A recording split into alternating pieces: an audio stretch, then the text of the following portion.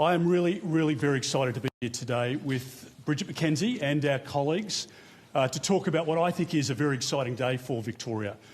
I think this has been way too long delayed, and I think Victorians today will be celebrating the fact that we have a serious deal on the table. This is the missing piece of infrastructure for Victoria, and it is never going to happen under a Jacinta Allen-Anthony Albanese relationship. Jacinta Allen is obsessed with the suburban rail loop. It's a $200 billion policy, which is pie in the sky. It's not going to happen. And Anthony Albanese is joined at the hip with Jacinta Allen on that project. We have committed, as Bridget points out, an extra $1.5 billion, which takes our contribution to 50% of the $13 billion required for this project. And to the credit of Brad Batten, the state opposition here has increased their contribution to $6.5 billion as well, and that will make this project a reality. I hope that we can get people out of their cars and home quicker in the afternoons. I hope in the mornings people can stay at home for an extra half an hour instead of having to get into their cars and go into congestion straight away. This will take traffic off the road. It will bring Melbourne up to the same status as many of the great airports across the world, including here in Australia, that already have a rail link project. And we know that they work effectively.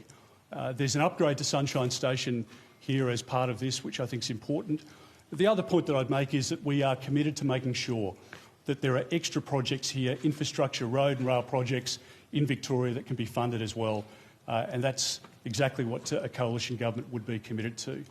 And I'm very happy to take any questions. You've got $1.5 billion for the airport rail. The $2 billion you'll take out of the suburban rail, that will be redirected. So this looks like a net spend from the coalition. Where will the savings come from to fund this commitment? Well, we take money out of the suburban rail loop because we're not, I think like most Victorians, not believing a word that comes out of Jacinta Allen's mouth. So we take that money will be redirected. So where's the savings for the total spend? And there will be, well, there's already $5 billion on the table. There's an extra $1.5 billion that we're providing. And there's money that comes out of sort of the gold-plated option that was on the table for Sunshine as part of the SRL. We don't proceed with that, but as Bridget pointed out, we upgrade Sunshine, but not to that extent. And the money otherwise that becomes surplus will be spent in Victoria on road projects. And I think that's incredibly important to hear because I think the Prime Minister and the Premier of Victoria are just locked into SRL. And this project here, this what I think is a visionary project for Victoria, will never happen whilst Jacinta Allen is the Premier of the state and whilst Anthony Albanese is the Prime Minister of this country. So I hope that the Labor government here in Victoria changes its position, and we would be very happy to work with them, but that doesn't seem to be the case just yet. Mr Dutton, what would you say to Australians, including perhaps people in Melbourne, who think you should live in Canberra rather than Sydney as Prime Minister, and people who say the views shouldn't come into consideration? Well, I think the Victorians I've spoken to have just had a gutful of the Allen government. The extra taxes that Labor applies, the money that they spend, they always rack up debt, and it's exactly what's happening at a federal level. As Victorians say, they're worried that Anthony Albanese is doing to the national economy what Jacinta Allen has done to the state economy here. And Australians can't afford that. No Australian can. So I want to make sure that we're focused on how we can help Victorians. This project today is a revolutionary investment for this state. It's the missing piece of infrastructure that Victorians need. And it's not just about going to the airport. It's about making sure that you can get home more quickly in the afternoon from work. And this has been a project that's been spoken about for a long period of time. We will deliver it in government, and we're not going to continue with the suburban rail loop because it's a $200 billion pipe dream, and Jacinta Allen and Anthony Albanese and the CFMEU are the only ones that are in favour of it. Just to be clear on that point, Mr Dutton, you are declaring the suburban rail link dead. If you're in government. That's what you're doing, right? We are saying that our priority for Victoria is this project, and we are saying that for us, we're not supporting the suburban rail loop. It won't happen under a Dutton government. It won't happen because it's a $200 billion pipe dream that's going to stop the Melbourne rail link from happening. And every dollar of Commonwealth funding that Anthony Albanese provides to Jacinta Allen will be sucked into the suburban rail loop, which means you're going to miss out on other road projects, other infrastructure. Welcome to our ABC TV viewers. We're listening to Opposition Leader Peter Dutton in Melbourne. I want this project to be a reality, and I think most Victorians see this as the missing piece in the infrastructure requirements here in Victoria, and I'm really pleased to be leading a team that's done the work on it, and with our colleagues here today. Mr Dutton, just on the Chinese ship off Australia's southern coast, are you concerned about the route it's taken, and what would a Dutton government do to actually deter such activity? And specifically, are you concerned such activity is about collecting intelligence on the undersea cables leading from different parts of Australia to another, and why would China want to be looking at our undersea cables in that way? Well, the first charge of any Prime Minister is to protect and defend our country, and Anthony Albanese is at sixes and sevens on what to do. One part of the government is saying that the Australian Border Force is monitoring what's happening. The other part of the government is saying it's the Australian Defence Force that's monitoring what's happening. The Prime Minister himself doesn't know what's happening.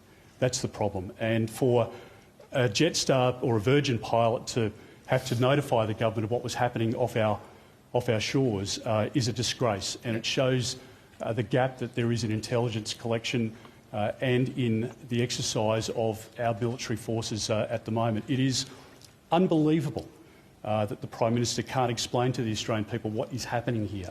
Of course there's a collection of intelligence, and of course there is a mapping of undersea cable. Australia is an island nation, and we require the connectivity to the rest of the world. Our internet, the way in which we communicate with our partners, with our allies and with the rest of the world is contingent on those cables. And yet the Prime Minister of our country can't stand up and be honest with the Australian public. And I think this is a test that the Prime Minister has failed, and I think the Prime Minister needs to be frank. The other thing which I think is completely offensive to the men and women of the Royal Australian Navy is to draw some equivalence between the men and women of the Royal Australian Navy and their exercises that they conduct in our country's name and that of the Chinese Communist Party and what those vessels are doing. Now, the Prime Minister needs to explain that statement. He's made it now on multiple occasions. He does it in a way to try and dismiss what is happening, but this is a very serious concern for every Australian, and we need to make sure that we have the defences, and we need to be a strong country, and we need to have leadership to stand up for our interests, because if we don't, as history has demonstrated, weakness does not prevail in difficult circumstances. And when the Prime Minister says to the Australian people that we live in the most precarious period since 1945, he's right. It's based on intelligence, and it's being played out not far from our shores right now. And yet the Prime Minister himself has no idea what he's doing. Has no idea what he's doing. When would a government that you lead seek to bring the budget back to structural balance? And the last opposition leader in the Liberal Party that became Prime Minister made a critical pledge before the campaign. Tony Abbott said no cuts to health, no cuts to education, no cuts to the ABC or SBS. Would you make a similar pledge? Well, we've said before that we're going to provide support and funding to the essential services. We've guaranteed funding because in relation to health, for example, in relation to education, the two examples that you cite, because I want to make sure that we're spending money on frontline services, not on back office operations. And we've been very clear about that. So I was Assistant Treasurer in the Howard years, and I've worked on a number of budgets since then. A Liberal government, a coalition government, will always manage the economy more effectively than Labor. Look no further than what's happening in Victoria. Look no further than what happened in Queensland. They rack up debt. There's $1.2 trillion of debt that the government announces in this budget, and it is going to take a generation to pay it off, because it's about $125,000 per household. So the next generation is going to have to pay that bill, and Labor will continue to rack up debt. They've spent an extra $425 billion. That's what has been inflationary in our country. It's part of the reason why groceries are up by 30%. It's part of the reason why gas is up by 34%, why electricity is up by 32%, why insurance premiums are up. This government has made an economic disaster of the last 3 years, and families, Australian families, are paying the price. And so we will always manage the economy more effectively. On your response just there, obviously you said you'll invest in those areas. Will that be at a similar level to they currently invested? As you see the numbers in the budget papers now in relation to health and education, those two areas, that is our commitment, and we've said that we'll legislate. Sorry. Sure. Last night, a woman asked asked you about getting the woke agenda out of schools, and you spoke about potentially conditioning funding from schools to change their curriculum or to influence their curriculum. I think influence was the word that you used. Could I ask specifically what lessons or units you're concerned about having a woke agenda? And in the same answer, you spoke about the Department of Education employing a lot of people but not running any schools. Would the Education Department be one of those areas where you would look to make cuts as part of your pledge to cut 41,000 public servants? Well, we've said that we want to take waste out of the federal budget and put it back into frontline services. That's the first point. The second point is that I want to make sure that our kids, whether they're at primary school or secondary school or indeed young Australians who are at universities, are receiving the education that their parents would expect them to receive. And our position will reflect community standards in relation to what is being taught at our schools and our universities. And you've seen some recent examples in relation to law school and the requirements being made. I think it was Macquarie University at the time. You've seen other academics who are out as part of protests on the streets and teachers similarly. That's being translated into the classroom. That's not something I support. I support young Australians being able to think freely, being able to assess what's before them and not being told and indoctrinated with something that is the agenda of others. And that's the approach that we would take. Yes. A question from our readers, Mr Dutton. This is from Percy in Brisbane. Will there be any changes to superannuation under a coalition government? For example, would you do as some backbenchers have suggested and drop the super guarantee? No, there are no changes to superannuation. And again, as Assistant Treasurer, I pushed really hard for adequacy in superannuation for people's retirement. I believe very strongly in superannuation, and I do believe also that you can do a lot of good with the current superannuation policy. First thing, you can stop Labor's big tax on unrealised capital gains in superannuation. So I'm not sure whether millions of Australians have heard this, but the government is proposing a tax on unrealised capital gains.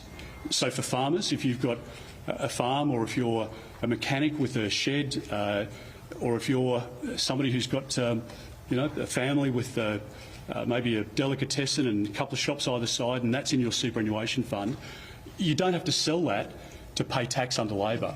Labor is going to charge you a tax, levy a tax against your super fund, just because the value of that property goes up. Now, we're not going to do that, and we've promised to repeal that, and I think that's a very important difference between the two things. The final point that I'd make in relation to superannuation is that we're going to allow young Australians to access up to $50,000 of their super, because if we'd allowed young people into superannuation a few years ago to take $50,000 to help them buy their first home, they would be in a net position hundreds of thousands of dollars better off today owning a home right now. We require them to put that money back into super when they dispose of their house, but I think that sets them up for their life and provides huge opportunities for them as they continue to have a family and go into retirement, etc.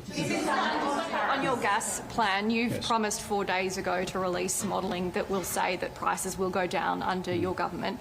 That was 4 days ago. You said very soon. How much longer do we have to wait? Well, I like that anticipation's building, because there's good news coming, and people will know, and people will know that gas prices will always be cheaper under a coalition government.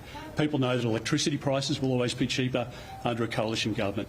We're promising a 25-cent reduction in the fuel tax, so people living in the north and the west of this great city, people in outer metropolitan, in regional areas, know that if you're filling the car up twice a week and you're having to drive into the city 40 minutes, an hour, hour 10, hour 20 in traffic each day, and coming back in the afternoon, you know that you're saving $28 roughly each week if you're filling your car up twice. If there are two of you in the same situation in a household, it's $56. That is a significant savings. Members of your party have raised a little bit of concern about the start of the campaign so far. We saw some polling, obviously, that rustled some feathers, concerns that there's been, a bit of a downward turn there about, not really getting the message out why Australians should vote for the coalition. The case has been made. Labor's a bad government, but people aren't convinced about the coalition, is what members of your party say. What do you say about that? Well, I don't think you've seen anything yet. I think wait until we get into this campaign and you see more of what we've got to offer. When you see what the government is offering by way of tax increases and increase in prices, when you see the difference between the two parties by election day, you will see a Prime Ministerial candidate who will be able to protect and defend our country when the Prime Minister is too weak to do so. You'll see a Prime Ministerial candidate who's able to make the decisions required to get our economy back on track and to reduce inflation, to make sure that we can restore the dream of home ownership, where the Prime Minister has taken that dream away from Australians. And I will lead a team into the next election which is experienced and which has the ability not just to clean up Labor's mess, but to implement our positive plan. And that is evidenced today by what is a once-in-a-generation opportunity for Victorians to get this rail link built. And it will be built under a coalition government. It won't be built under an Alan Albanese government. And that much is obvious to every Victorian, and we'll have more to say around the country. Andrew, yeah. How many seats do you expect to win in Victoria? And Labor see you personally as a drag on the Liberal vote in Victoria. What do you say to that? Well, I've seen the Prime Minister's numbers, and I wouldn't be skiding too much if I was a PM about his position. He's not far off where Jacinda Allen is in Victoria at the moment, and people know in relation to this project that if you vote for Anthony Albanese, you're voting against this Melbourne rail link and the airport link, and that much Victorians can see on display every day, because you've got Jacinda Allen, Anthony Albanese and the CFMEU joined at the hip. Well, I'm breaking that up.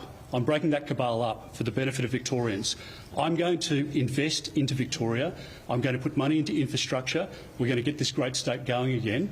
And at the moment, well, I think we can win a number of seats, and I think we can form government, as I've said, consistently. And we will demonstrate to Victorians and Australians that there is a much better way for our country. In February, you urged the RBA to act on rates. Are you prepared to call on the RBA to cut rates again, even if it harms you electorally? Well, as we know, interest rates have gone up 12 times under Mr Albanese, so families are $50,000 worse off under this government. I think that's really important to point out. So when the Prime Minister is promising 70 cents a day tax cut in 15 months' time, he's saying that to families that he's taken $50,000 from over the course of the last 3 years. And that's why I think it's insulting. That's why I think Australians see it as insulting. We're saying to Australians we want to provide support now by way of the 25 cent a litre tax cut for fuel, and that will help families immediately, and other things that we want to do. But in relation to interest rates, I've always pointed out that the Reserve Bank Governor has independence. I've always respected that. I want to see lower interest rates for families, and the best way to get lower interest rates in this the best way to get lower interest rates in this country and to help families is to support your Liberal and Nationals candidates at the next election, because as we know with this government, and as the Reserve Bank Governor has pointed out, homegrown inflation is because of Labor's reckless spending and waste. We don't see this in comparable countries. We're seeing it here because Labor continue to put pressure on inflation, and that's what puts upward pressure on interest rates. On your lending for policy for first-home buyers, yes, what kind of buffer percentage-wise do you think is acceptable? You know, it's 3% now. What do you want it to be? Well, ultimately, it's a decision for APRA, but our position, as Michael Suk has outlined today, is to make sure that you can get into housing as quickly as possible. That's the first principle. I mean, why are we making this announcement? Because I want young Australians to achieve the dream of home ownership again that they've lost, that's vanished under the Albanese government. We think the prudential arrangements that are in at the moment are too difficult for young home buyers, particularly, again, I've made this point many times, but I'm not going to be a Prime Minister, as Mr Albanese is, that is happy with a housing market where only those kids with a bank of mum and dad can buy a home. That's not my dream for our country. My dream is to help every young Australian into a house to achieve the dream of home ownership, and we do that through a number of measures. Our $5 billion plan to help infrastructure, and that will create 500,000 new homes, to put the 2-year ban in place for foreign buyers, and also to make sure that we have a well-managed migration program, and to make sure that we can help young Australians. toward Liberation Day, there's a new report out from the President and his administration today listing several trade issues with Australia, including our strict ban on importing uncooked American beef, pork and poultry. The Prime Minister this morning's ruled out negotiating over the PBS, the new bargaining code, and said we won't undermine our biosecurity. Would you like to see any of those on the negotiating tables to secure an exemption from the next round of tariffs? No, and I agree with the Prime Minister's position, and I'd say that I will stand up for our country's interests every day if I'm given the great honour of being Prime Minister of this country. I am not going to compromise in relation to issues that are of national significance and importance to us. I will always make decisions which keep our country safe, and I will stand up for our interests and negotiate for the best possible outcome for Australia, and I won't compromise on any of that for our country. If Australia doesn't get an exemption, who will you see as being to blame? Sorry, just start the question again. Yeah, if Australia doesn't get a tariff exemption, who will you see as being to blame? Anthony Albanese or Donald Trump? Well, the President of the United States is going to stand up for America. I'm going to stand up for Australia. And it seems that the Prime Minister isn't able to stand up for our national security. He isn't able to stand up for home buyers.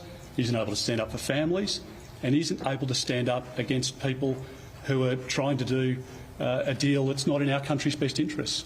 I have the strength of leadership and the experience to be able to stand up to the President of the United States or anyone else if they're acting against our country's interests. And I will always take the best interests of our country as the objective as Prime Minister. And I think I've demonstrated that when we negotiated the AUKUS agreement, when we stood up for ourselves in international fora, and that's exactly what I would do as Prime Minister. Thank you. First debate, Mr Dutton. Yourself and the Prime Minister have agreed to the first debate of the campaign. It'll be the People's Forum on Sky News and the Daily Telegraph on Tuesday night. What's your strategy going into that night, and are you ready to take questions from undecided voters? Well, you raised the issue of debates. It's an interesting one because I wrote to the Prime Minister what must have been a month or so ago.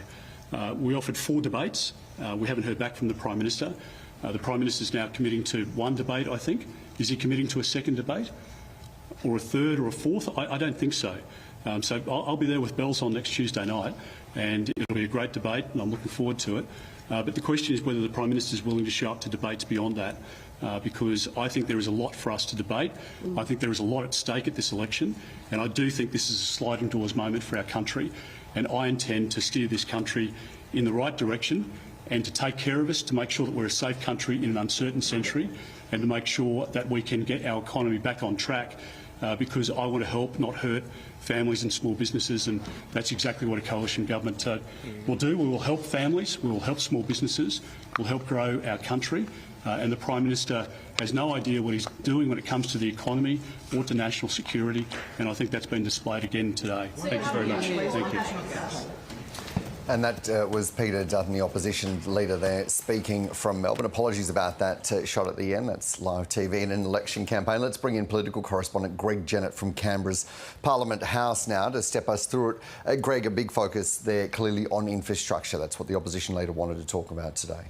Quite a bit to step through in summary here. Dan, let's give it our best shot. But you're right, this issue of the binary, I suppose it's being presented as by Peter Dutton when it comes to major rail infrastructure for outer Melbourne and Melbourne Airport. So the state government, supported by the Albanese government, is putting a lot of eggs into the suburban rail loop basket. But on that binary, Peter Dutton saying no, too much reliance on one network of rail at the expense of road and other links, particularly linking the city, the CBD, out to the airport at Tullamarine. So today, through their presentation of it anyway, by putting $1.5 billion of federal money down for patch-up rail links and road links in outer